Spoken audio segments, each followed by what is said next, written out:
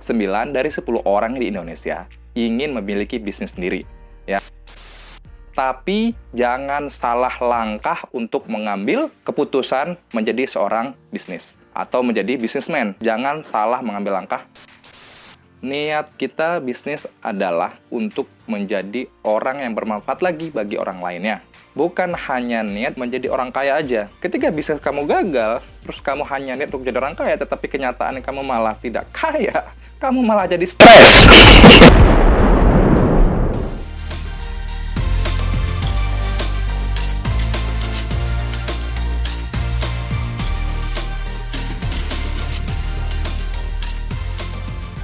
Selamat datang kembali di channel Depok Branded Stock Lot. 9 dari 10 orang di Indonesia ingin memiliki bisnis sendiri, ya. Apapun posisinya. Misalnya dia sebagai seorang karyawan, ya sebagai perawat, dokter, ya mahasiswa ataupun ibu-ibu rumah tangga. Alasannya sederhana, gitu kan. Kalau punya usaha pasti income yang besar, kemudian bebas waktu, ya kan?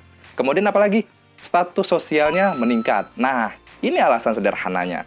Tapi jangan salah paham, jangan salah langkah untuk mengambil keputusan menjadi seorang bisnis atau menjadi bisnismen. Jangan salah mengambil langkah. Ada 5 hal yang harus kita pahami. Pertama, niat.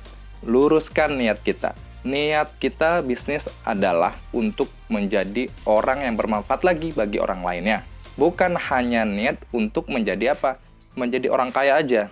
Kenapa? Gitu kan? Ketika bisnis kamu gagal, terus kamu hanya niat untuk jadi orang kaya, tetapi kenyataannya kamu malah tidak kaya, kamu malah jadi stres.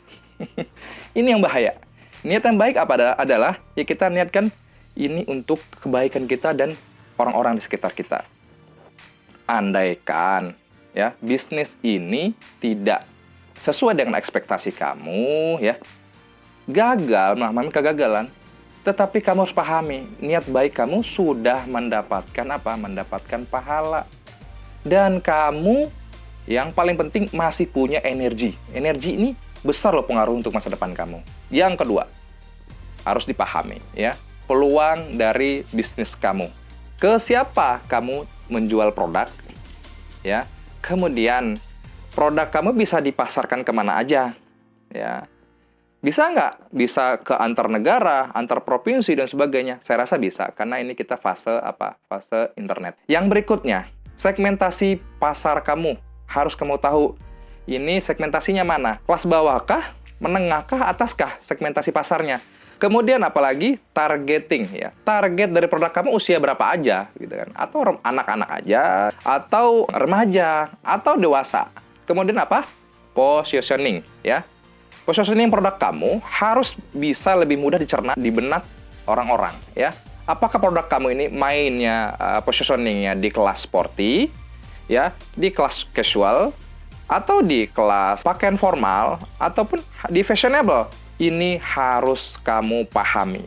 Yang ketiga, ancaman. Produk kamu ini mudah basi atau enggak? Atau produk kamu ini hanya musiman. Nah, setelah musim selesai, udah. Kamu usahanya bubar. Nah, kamu juga harus bisa memahami long term dari usaha kamu ini. Kemudian apa? Produk kamu ini ternyata red ocean atau enggak? Kalau sudah red ocean, ternyata kamu lihat masih ada peluang atau tidak. Jangan-jangan produk kamu sudah sangat sempit market share-nya, gitu kan?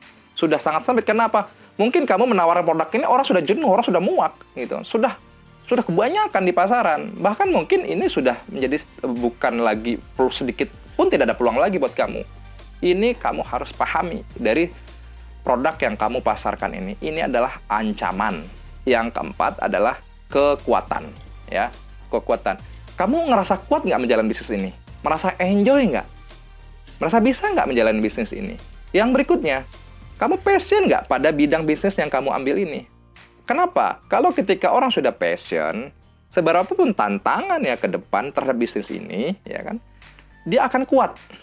Karena apa? Dia tidak ada merasa terbebani, dia tidak ada merasa terancam, tapi dia menikmati fase-fase itu, ya kan?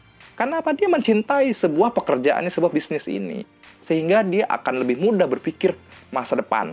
Karena apa? Passion banget loh pada dirinya.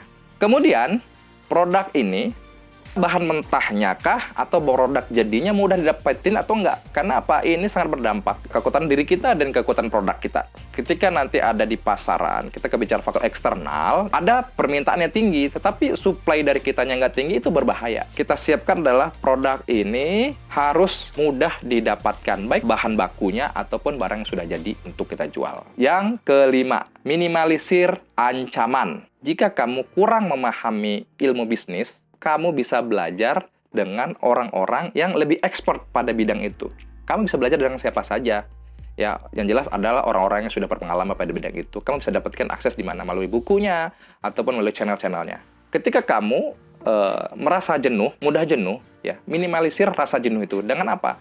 Ya, kamu harus berkumpul dengan teman-teman kamu, gitu kan.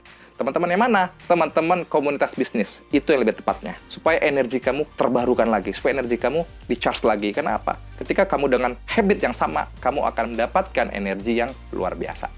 Kemudian, perlu yang namanya alternatif produk.